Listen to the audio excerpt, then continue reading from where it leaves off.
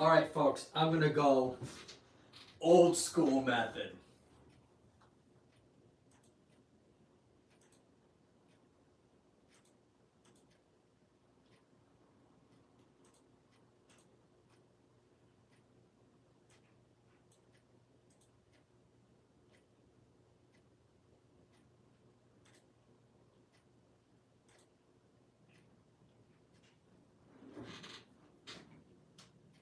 All right, so I gave a little bit of a delay here. I got a lot. This is what happens when you got a better camera.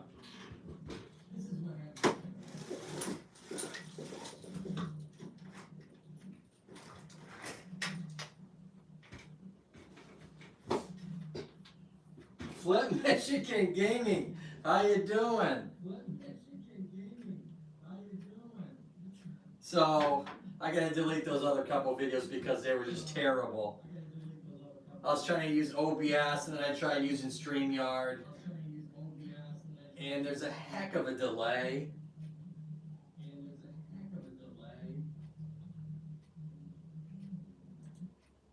And so for me, it's much easier just to go right from my phone, obviously. So it's nice to see. He's got a smile upside down.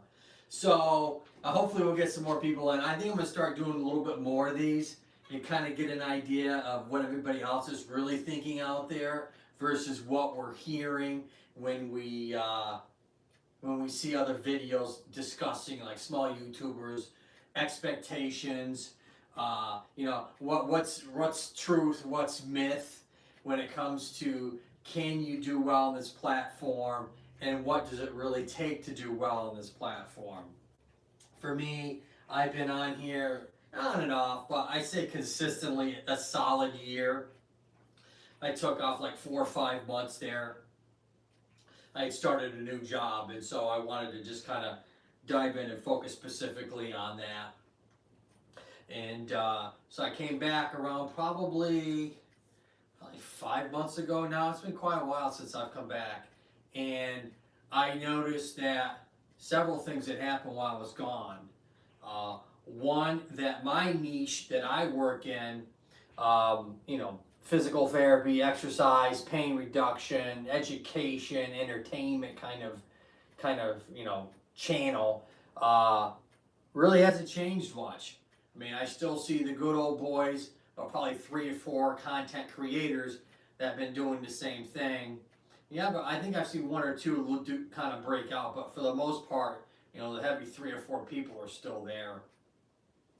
And I think for me, what I've done a little bit differently is I've tried to up my quality, whether it's video, whether it's the audio, or whether the content as a whole.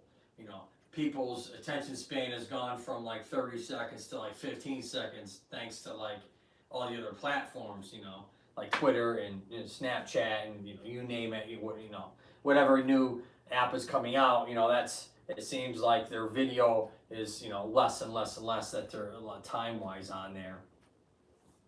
And so for me, I'd say the last 6 or 7 videos for me, I think I've worked specifically just on the quality of the content.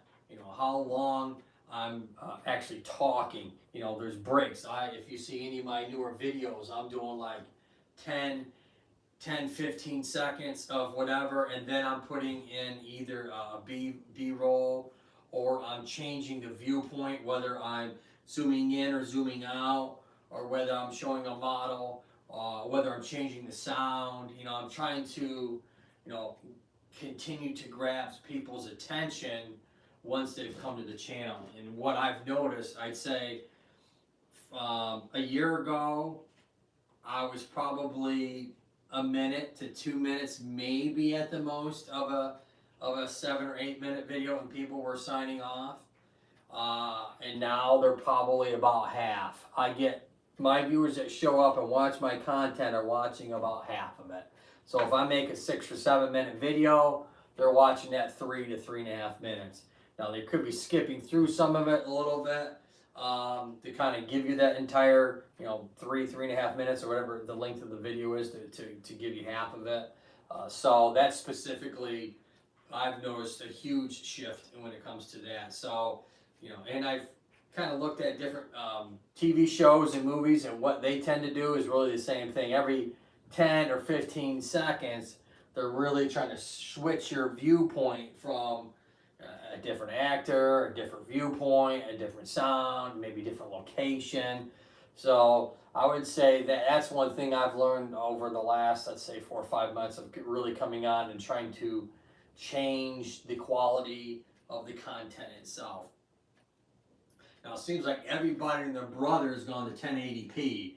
If you're not shooting in 1080p 4K, then your stuff's probably not going to be seen at all. If your thumbnail isn't in the highest quality visual content that there is, it probably isn't going to get picked. So I've noticed I've had to up my game on my thumbnails. And I'm probably, the reality is even in I'm probably, I don't know, some of my videos I've gotten a few thousand views, but they've been over, 6 months or a year, so it really doesn't count. Right now I'm probably in the, 20 to 25 view rate. On a daily basis, I probably get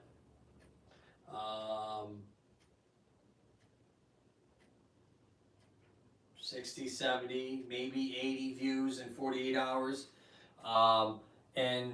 Or sometimes when I bring out a new video, I might get a spike of maybe 100 or 110 views. I've been really looking specifically at how many viewers come back and watch my content again. So I've been really looking at that number and seeing one video to the next and seeing if truly I'm getting the same people coming back. I'm looking at also how many new views are actually coming to my actual channel. So that's been a huge, I'd say, of anything. I'm not looking at, I'm not looking at subscriber count. I'm not looking at watch hours because, the reality is, even if you get monetized with your watch hours, if your videos aren't getting seen by thousands of people or thousands of clicks or viewers or whatever you want to call it, then you're not going to make any money. I mean, it's less than a penny per click. You'd have to have 1,000 views just to probably get $1. So unless you're doing merchandise or something along those lines, which a lot of people are probably doing, but still in that, you still have to have people to come and look at the views, come and look at the channel and giving you those views to even think about buying your merchandise. Though I've been over the last year here, probably, all my content I've been giving for free. I did have some t-shirts out there, never sold any of it. I actually never put out the buy, but just to kind of get a hit on how many people are actually kind of looking at the t-shirts. So, nope, I'm watching. Ooh, how you doing? So, thanks for coming. So what I figured today's is really talking about, us small YouTubers, versus people that, say that yes, you can be a small YouTuber and kind of showing you the 1 in 100 million person, one out of that many people actually, get through the red tape or the algorithm, as they say, and do better on their particular platform as a content creator. Early on, like I was saying before, I think it was much easier to actually show up. I mean, the reality is if you go on a new app and you start showing your content there, you're going to realize you're going to get a lot more viewership than you would on this platform that's, YouTube, that's been out for 10, 15 years, and now it's mature, and everybody and your brother has a phone, and they can go ahead and just click. So there's so much content out there. It's like, how do you get through the cobwebs, the minutia, so to speak, of the YouTube algorithm to have your stuff seen. They talk about thumbnails, they talk about titles, they talk about clicks, all this stuff. So yeah, first thing you do is get an amazing thumbnail that's going to catch people's eyes, so they'll click on the dumb thing. A lot of times, you know, when I've clickbait, so to speak, when that used to be a big red flag, you know, now you see it where everybody is going on there, and they'll put a picture of, you know, and they'll put a title on there, and you go in and watch the video, and it really has absolutely nothing to do with the picture or the title of their content, and you're like, okay, this doesn't make any sense. So I notice I've been catching myself doing that. Like I was saying before, without being too redundant, you know, the best thing you can possibly do is, you know, as they'll say, make it your own, do your own thing, and hopefully over time, consistently doing the stuff and getting better at it, you'll actually start to get more and more views. And I'd say I've seen that. If I saw, you know, if I saw myself, if you see my very first video, if you're ever bored and you have nothing to do, which I doubt that, you go to my first video, you'll see that versus see my latest video, you can see, yeah, there's just worlds apart difference. But still, you know, the views and the viewership and stuff like that still isn't there being a year later. So, you know, some of these people that do well, it's 2 or 3 years. Some really, you know, they get a boost by, you know, getting some love from another creator that's doing better than they are. You know, going out there and, you know, making some sort of collaboration content, which isn't easy to do when you're a small YouTuber, because a lot of times a person that's a little bit bigger, let's say 20, 30,000 subscribers, you know, they're already looking at the big dogs. They're looking at trying to get the 100,000 or whatever, and, you know, already making a decent living, really want to stay consistent with their content. And a lot of times they don't, you know. I've reached out to a few myself and never heard back from, which is fine. You know, that's the reality of the business as a whole. I mean, really, when you get to monetize and you're doing fairly well with 20 or 30,000 subscribers, and of those 30,000 or 25, you got half of them that are actually watching your stuff. You know, not like, you know, you're just getting subscribers for, you know, subs for sub or some nonsense like that, where you're really just killing yourself because you're wasting your time trying to get views from someone that isn't really wanting to watch your content, or at least giving you some love during their video that say, hey, you know, you could go out and watch this person or watch that person. So I know for me, Ernie Hatmaker, she's been wonderful, and so has Ed. You know, those two YouTubers, they, you know, I was looking at some of their stuff, and they're showing where, you know, Sundays they're still doing where they're giving people shout outs and stuff like that. Where other ones that used to do that kind of, you know, they've either dried up and quit doing it, or, you know, they've gone on to completely other content, and they've lost their viewers or their subscribers for that particular content that they initially went there for in the first place. So I know for me, I have to watch out that I don't branch out too far from my content, because I'll end up losing subscribers and viewers. And, you know, once you get a viewer and you get someone that's watching your stuff consistently, you got to make sure that you pander to that particular person, because otherwise, you know, that person over time usually will tell someone else, at least this is what's happened to me, and then kind of builds on from that point on. I think earlier on with me, I think I fell into that trap of going to these big YouTuber sites where they, you know, they might have, you know, 17, 20,000 subscribers, and then looking at myself, kind of looking at their videos initially to try and get some education on myself to make my content better, and realizing their viewership is terrible. I mean, they had that many subscribers, but they had like maybe 50 views on their videos, and it wasn't even old videos, it was new videos, and it was videos that were a couple weeks old. You know, so we have to realize, you know, okay, we got to make this content for whoever wants to watch it. I'm still really finding out my way when it comes to making my content for the type of viewer that I hopefully is pulling into my YouTube channel, my platform. I think it's probably going to take me another year, which is crazy to say, but it's the reality of it. It's the journey, not the destination, of getting better at my craft. You know, right now I'm still working on lighting. I'm still working on the quality of the sound of my videos. I'm still working on, making it more entertaining, because the reality when you see my latest video, which talks about meniscal tears, uh, I preface the title of, uh, do you know if you have, torn cartilage, or, how do you know, if you've hurt your knee? So I go over, just the knee itself, and go over some basic exercises that they can do to hopefully help reduce the pain. And let me tell you, it's not the easiest thing to do. Marie 6, keeping going, strong support from Michigan. Yes. Yes, definitely. Flint. I mean, I remember Flint, Michigan when they first came on the scene. About a year and a half ago, probably now, somewhere around there. I've been from the dead start. I'd say I've been here about 2 years, but I have to cut myself, because the reality is when I was gone for 5 or 6 months, somewhere around there, you lose all your views. You lose all your minutes. And so you really do start over.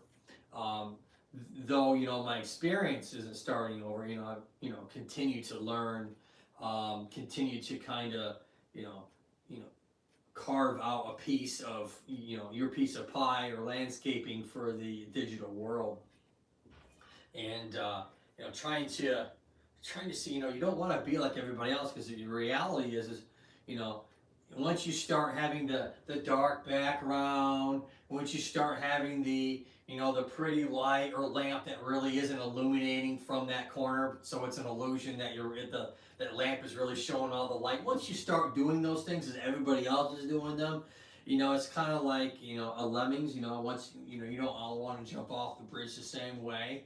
So that's the reason why I've really tried not to get stuck into what someone else is doing per se, because their viewers are watching them not only for that, but also probably the journey that they've come on over time. Showing that their content.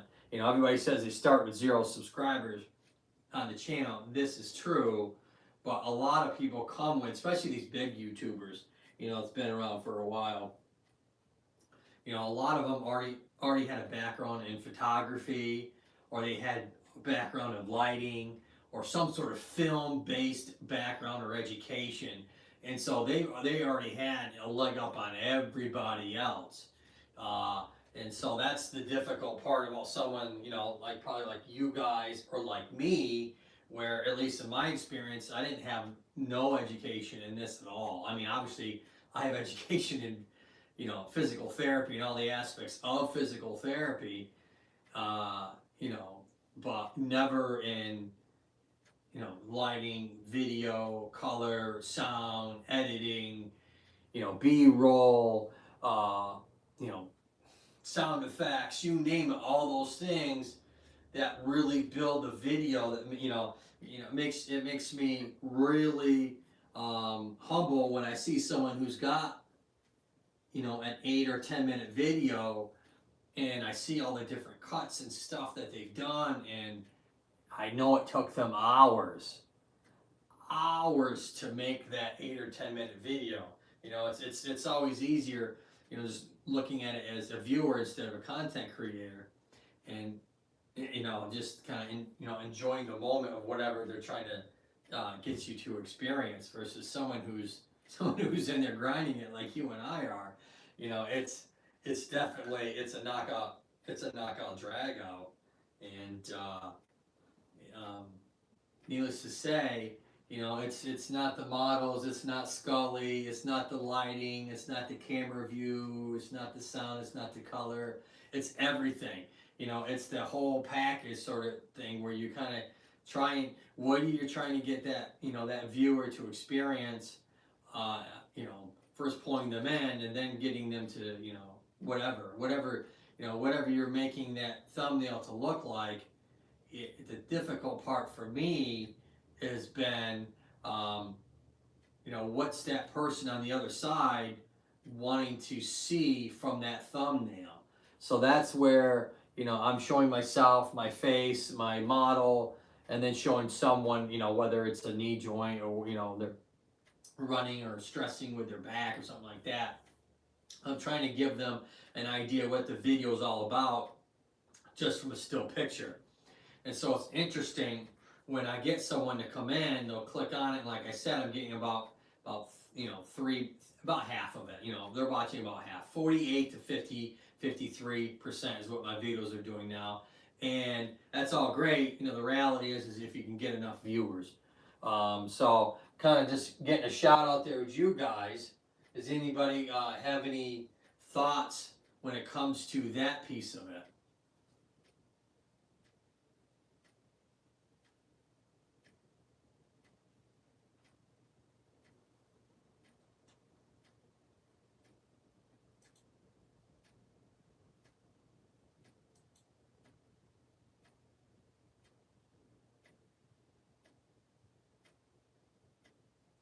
I'm going to go throw a little shout out and see if I can get some more people here. I'm kind of curious what's going to happen.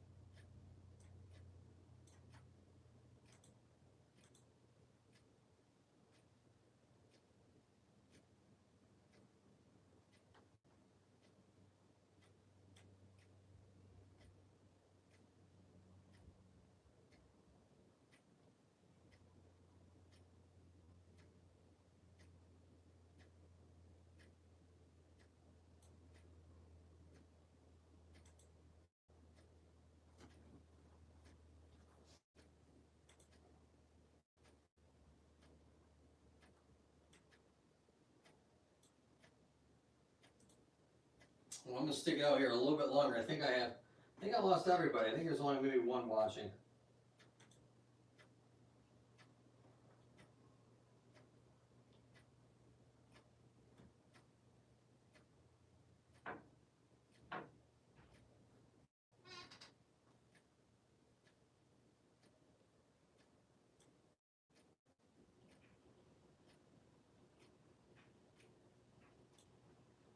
Hmm.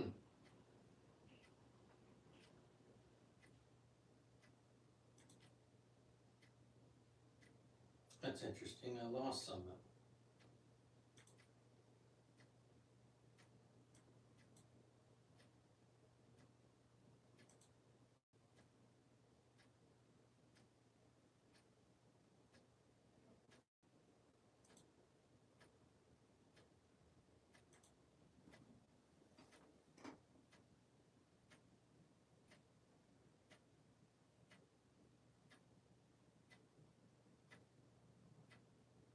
Okay, good. I'm still live. I didn't think I was live there for a second. So I forgot how to shout out to people. I didn't think I was live there for a second. So I forgot how to shout out.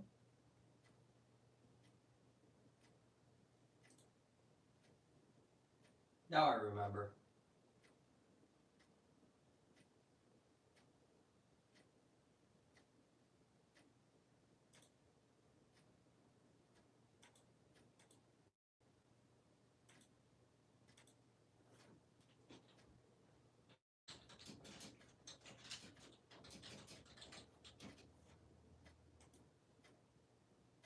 It's been a while since I did that.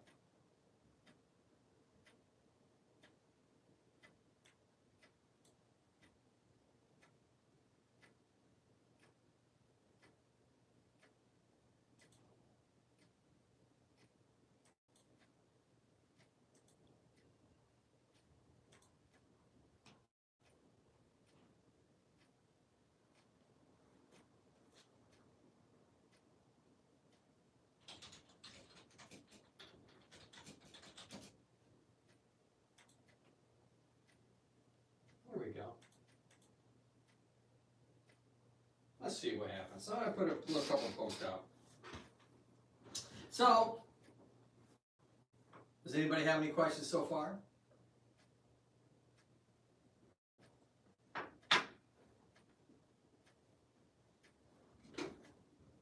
So my last video I talked about was about the meniscus, and I did discuss in fairly decent detail on how you can injure the meniscus, which are these blue kind of shaped semicircular pieces of thick dense cartilage that do several things. One of them I discussed in a video, which basically makes this bone that's got knuckles on it, and this bone which doesn't, kind of have a concave or a cupping effect.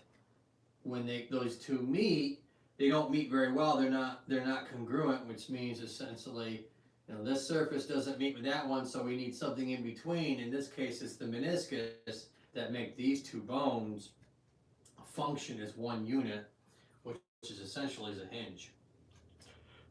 Now it does a little bit of pivoting, but for the most part, it's a hinge. Now these meniscus actually have an attachment on the back side, which are the hamstrings.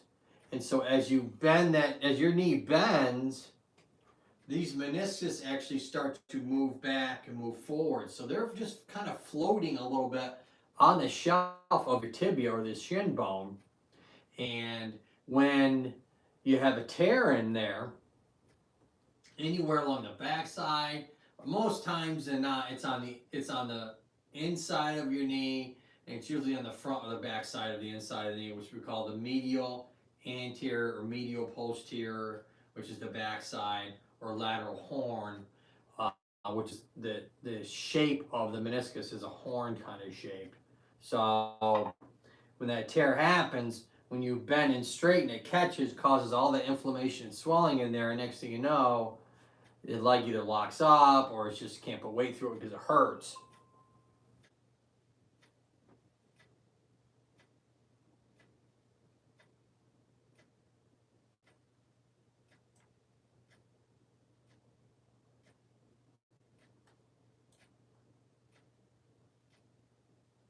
And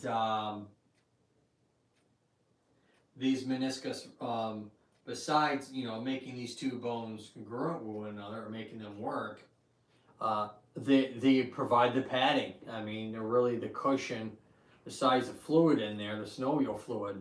The cushion of this bone on this bone is met really with this meniscus.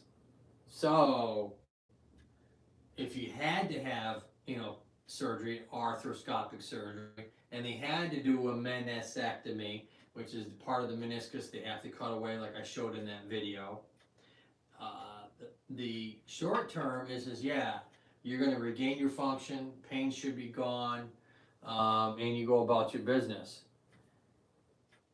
The bad part of it is this, is that you will have arthritis earlier in your life than you would have if you didn't have the meniscus tear in the first place.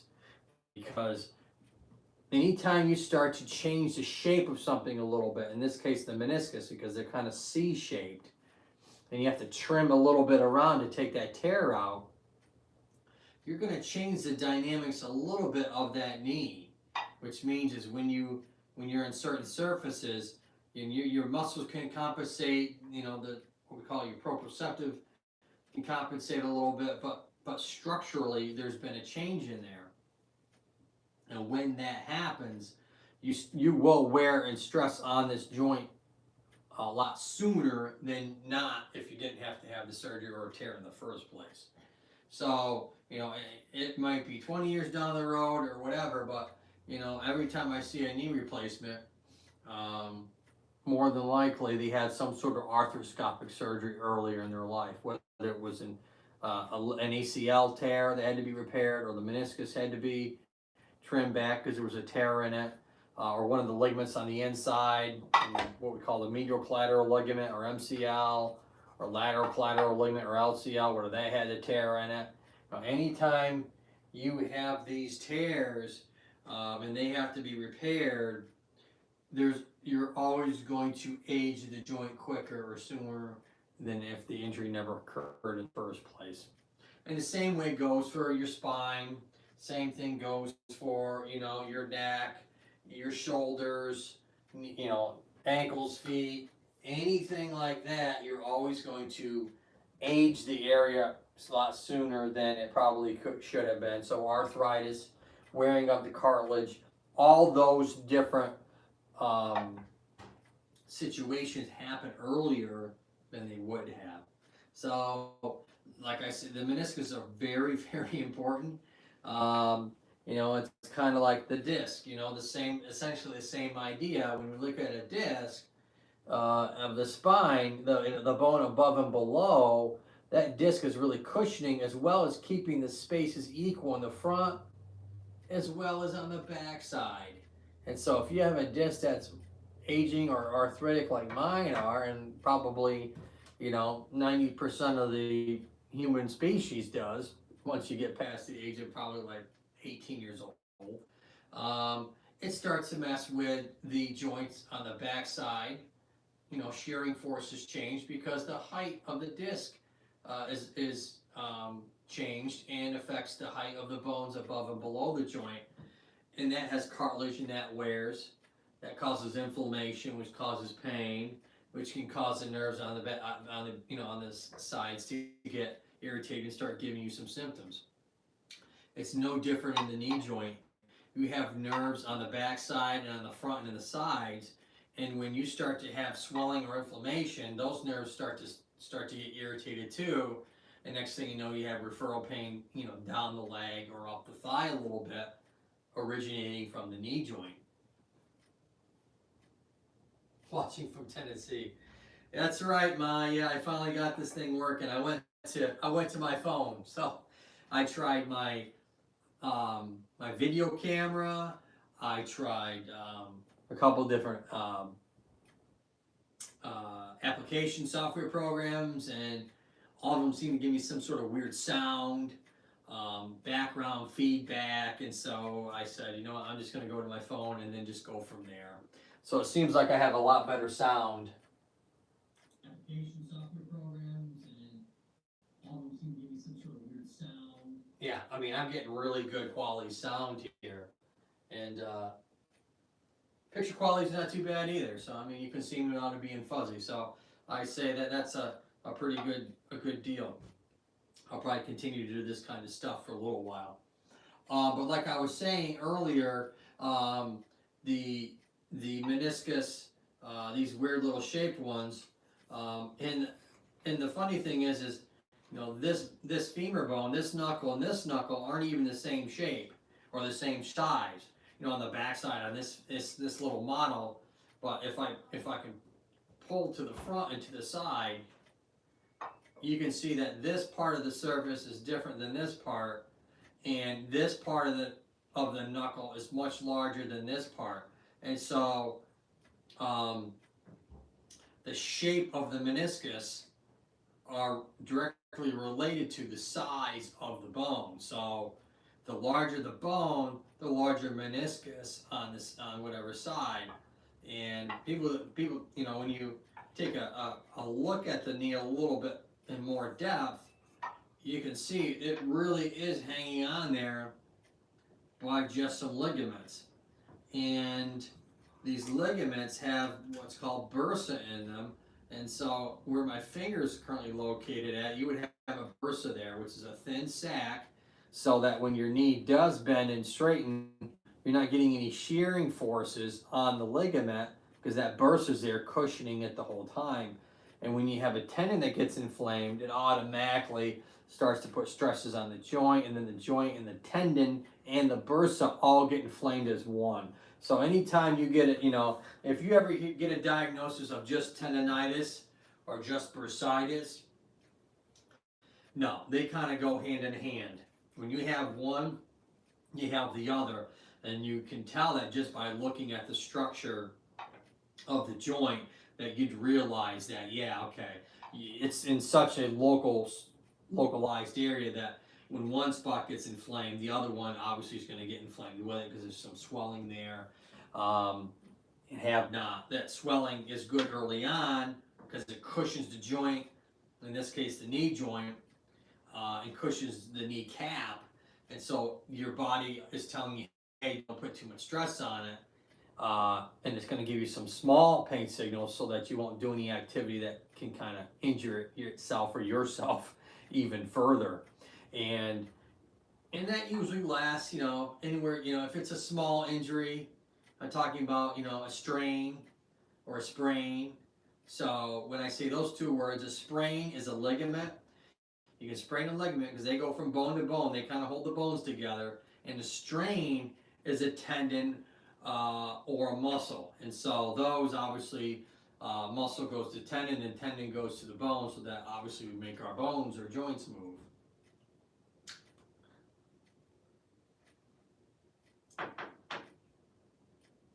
Alternative tongues. Hi. Hey, how you doing, sir? Hey, I'm doing all right. Nice to see you. Thanks for coming.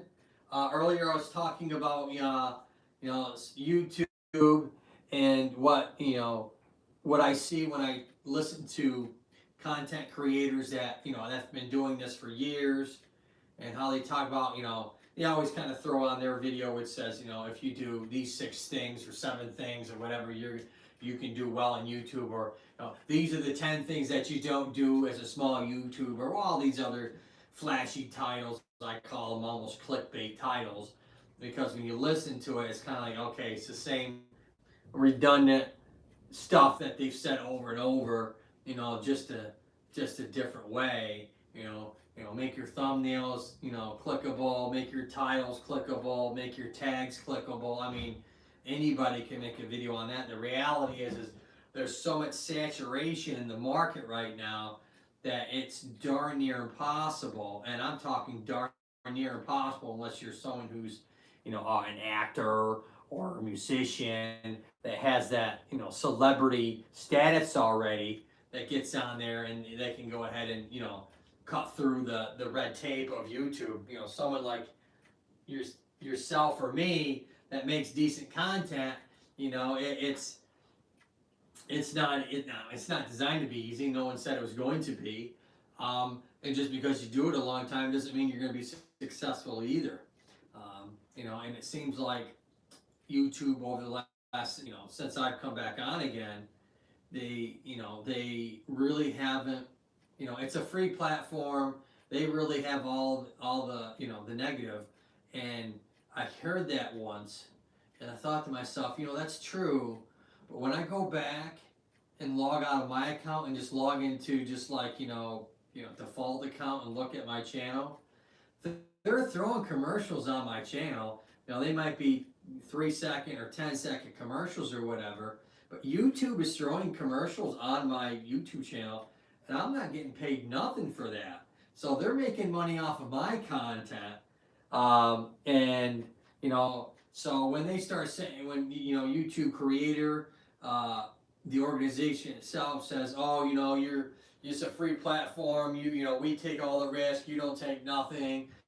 Well, the reality is you're making money off. I understand that, but don't don't think that you're not a culprit in it either.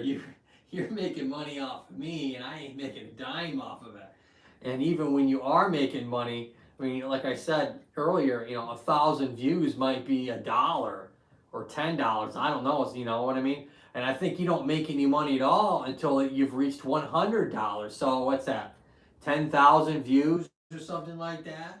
And so, I mean, unless you are doing quite well, thousands of views, and then the reality is they're making all the money, which is fine, whatever. It's always been that way, big business. So I'm not here to be a whiny baby, but I don't want those big YouTube content creators or YouTube creator company as a whole that runs YouTube try and say that, yeah, they don't make any money off of us and all this other stuff when I see my videos getting commercials and I'm not seeing a dime of that. So I don't know if you've seen that on your side of it, but I know I've seen it on mine.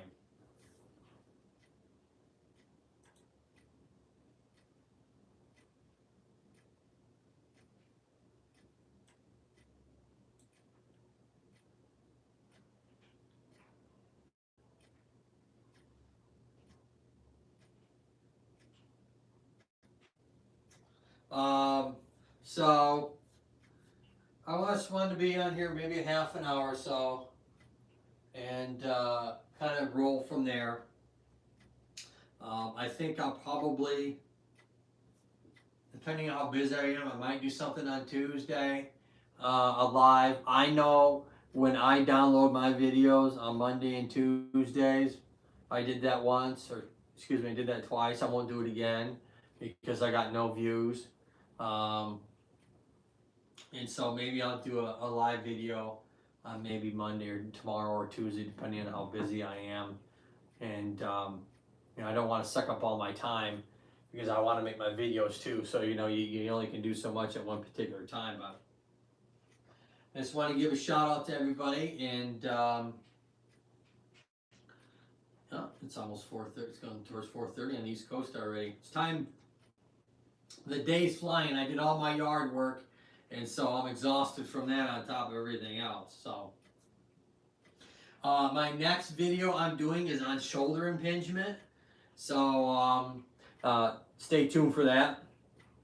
I'll definitely download that, or upload it, I should say. Upload that on Wednesday sometime. So stay tuned for that. And my slogan is look up and keep smiling. So needless to say, I like doing this. This is a hobby for me. Hopefully it's a hobby for you guys too. How much watch hours are you lacking more, Joe, if you don't mind me asking? Oh, watch hours? A ton. I think I have like 970 watch hours out of 4,000. I mean, I'm not even close because, it's every 12, it's a rolling 12 months. And so I didn't do anything for like 5-6 months. So let's say, safe to say 5 solid months. I wasn't on YouTube at all, but my videos were generating views. And so I still got view count for that.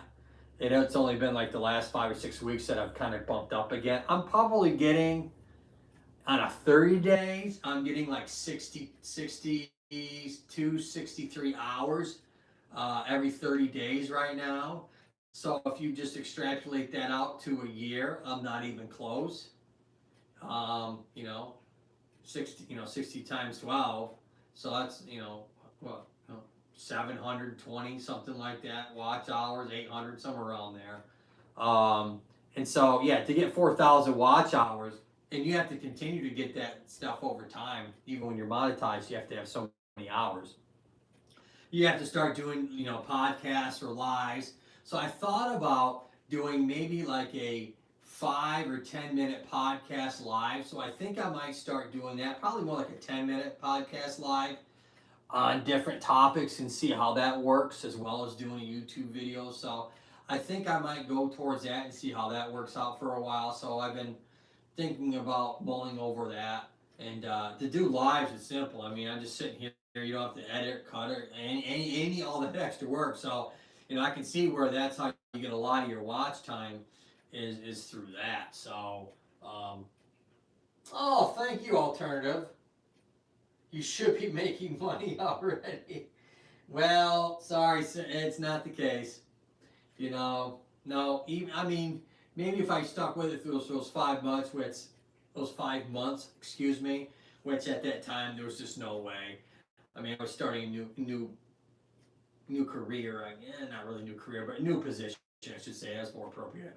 A new position in my profession, and so I had to spend tons of extra time outside of work, learning and doing new stuff. So yeah, there was no way for me to do YouTube. Maybe if I continue to do lives, I could have done that, but I didn't. Hindsight's a beautiful thing. But I think that's what I'm going to start doing. Maybe that's something maybe I'll play with for maybe a couple months and see how that works out for me. Do 10-minute lives on certain topics. So maybe I'll do that this Monday or Tuesday. So maybe I'll do one of those, and it can't hurt. Worst thing that can happen is no one shows up, right? Get things done quickly and hope it'll help. Well, any are you currently monetized, Alternative Tongues? Did you get? Because you probably were still on YouTube when I quit there for about 5 months. Are you monetized?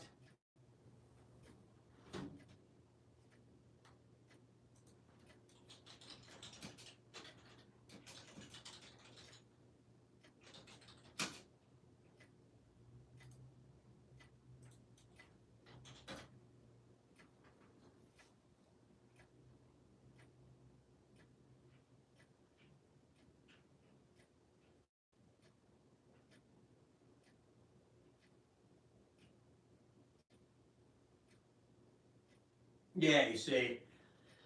So did you get a lot of your watch time through? Was it through lives, or did you start doing quite well in your videos and you started getting thousands of views?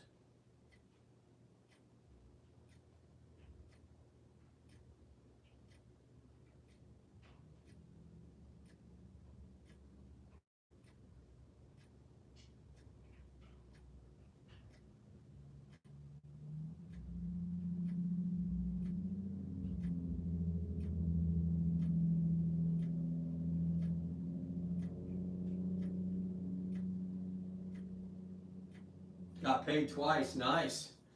Well, that's awesome. So I'm, happy for you, because I know you were working at it. You're doing your job, on top of doing YouTube at the same time, like myself. So, yeah, you did live streams to get 4K. Yeah, yeah. I mean, unless you're getting thousands and tens of thousands of views, because you figure these videos at the most, I mean, mine are between 6 to 10 minutes, and they're watching about half of it. And even those ones where I've gotten to, I think a couple videos have got like 4,000 views. Still, I mean, it's still not 4,000 hours of watch time. I mean, that it's a lot of watch time. So, and it's not bad when you're doing, like you're saying, live streams or podcasts, or I'm going to start doing like a 10-minute live, like a 10-minute podcast, and see how that works out for a little bit. So I think I definitely going to start doing that, and I think I'm going to start doing it as this setup. After that, I just started uploading stuff. Yeah. So needless to say, we'll see what happens in 2022, and go from there. A couple of my videos, I've kind of just changed and modified, and they actually started to do a little bit better than the original format did the first time.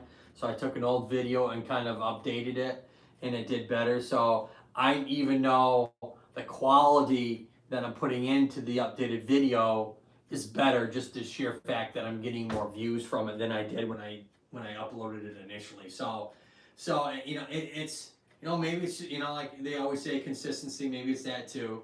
And I think also for all of us, you know, just trying to really continue to hone our craft. But I'm gonna go ahead and sign off now. If you guys have, you know, anything else, go ahead and just give me a DM, and hopefully I'll probably end up doing a live either tomorrow or Tuesday. Maybe I'll, like I said, start doing those 10 minutes, and maybe I'll do it on the neck. You know, a lot of people having like headaches and stuff like that. I see that a lot, or maybe the hip. So, or maybe I'll do a little bit of both. We'll see. All right, until next time, folks, look up and keep smiling. All right, see you later, all. See you later, tongues.